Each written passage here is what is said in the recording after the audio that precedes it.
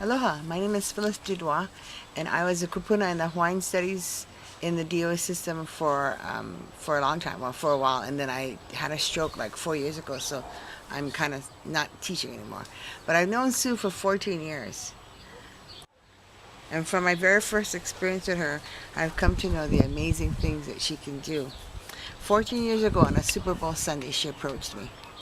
And to me, she was actually one of my friends, and to me, she was just sorry, but she was just this other haole lady that was talking to me.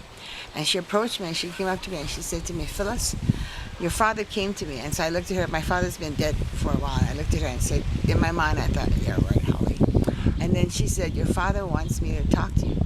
And so I kind of skeptically listened to her, and she explained to me. And then she said to me, your father's exact words to me were, Tomika will help Leah. And that gave me chicken skin. And I looked at Sue, and I thought, shook my head, and then I looked at her and I said, how do you know who Tomiko is? And she said, I don't. She said, who is Tomiko anyway? And I said, that is Samantha. Samantha's my middle daughter. I said, that is Samantha's Japanese name. And to me, that was a validation that she knows my father. Because only my father, to me, that was my father's way of validating to me that he was actually talking to me through Sue. Because, she wouldn't know who Tomiko was. Another incident, I went over to her house in Makawao, and she came down the stairs, and she's throwing this amber stone up and down in the air. And she looked at me, and she was rather upset, and she said to me, who the F is Amber?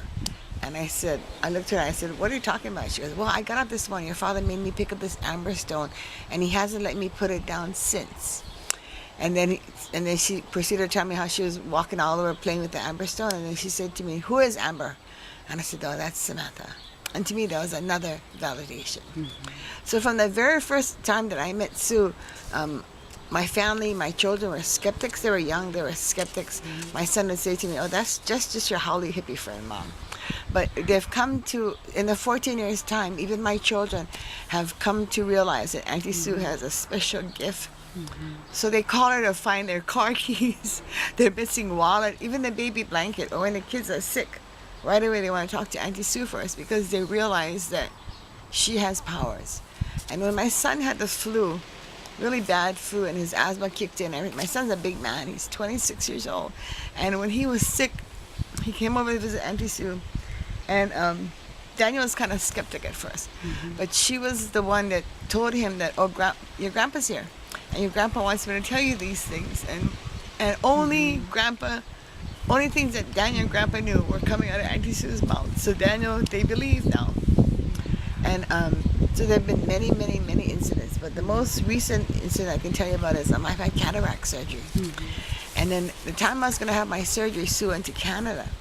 And she told me, don't worry, I'll be with you on the day that you have your surgery. And so that morning she called, and I was very apprehensive about having this cataract surgery. Actually only lasted 20 minutes. But I was very apprehensive, and so she called me up in the morning before my surgery, and her words to me were, don't worry, Phyllis, I'll be there with you in surgery, and so will your parents. And just those words of reassurance made me feel a little bit better. And when I actually went into surgery, I was wide awake. And I'm a coward really, but I was wide awake and I could hear what was going on. I could see them putting the lens in my eye, and they put a multifocal contact lens in my eye. And as soon as he put it in, I could see all of my eyelashes. But at that time, everything was happening. I could feel Sue and my parents there. And a week later, after I had my surgery, by this time Sue had already come back to Maui. And a week after I had my surgery, I got up Monday morning and I had like white pussy, like white makapia coming in my eye, and it had a smell. So I called the doctor's office, and because it was a Monday, the doctor was in surgery all morning. So the nurse told me to put my afternoon drops in, and after I put my noon drops in, to call her back. Well, in the meantime, I called Sue, and she said, oh, come over to my house, let me look at your eyes. So immediately as I walked in, she said to me, you have a fever coming out of your eyes. It's very warm. I can work on your eye. And she did her Reiki thing on my eye. And I went home and put the eye drops, and I took a nap. And as I was taking a nap, this amazing thing happened to me. As I was sleeping, I could feel my head jiggling. Then I got up, and I halfway got up, and I realized that my head wasn't even jiggling. It was my eyeball jiggling. And it must have been jiggling itself back into place or something. But it was my eyeball jiggling. And then I kind of shut my eyes and I went try to go back to sleep, and then I could see this red mass. It was my eye. I could see this red mass. In the corner of the red mass was this white, like white pussy. And I watched the red overtake the white until there was no more white. And then I got up and, called the eye doctor, and the eye doctor said to come in at 3 o'clock. So I went in at 3 o'clock, and when I got there, the eye doctor, he's a surgeon, he looked at my eye and he said, "Phyllis, what happened to your eye?" I said, "I don't know, I had an infection, I think, or something this morning."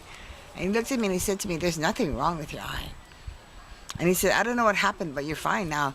In fact, he told me my eye was so good that he scheduled me for my next surgery on my other eye. Wow.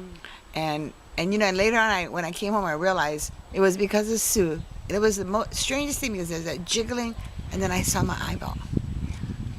So in the time that I've known Sue, I never doubt her power anymore. Every time we have a turmoil or we have a problem, she usually knows about it before I tell her. She's that close to my parents, and I believe that she has powers. And if you ever meet Auntie Sue, you'll be so happy. She'll change your life. Thank you.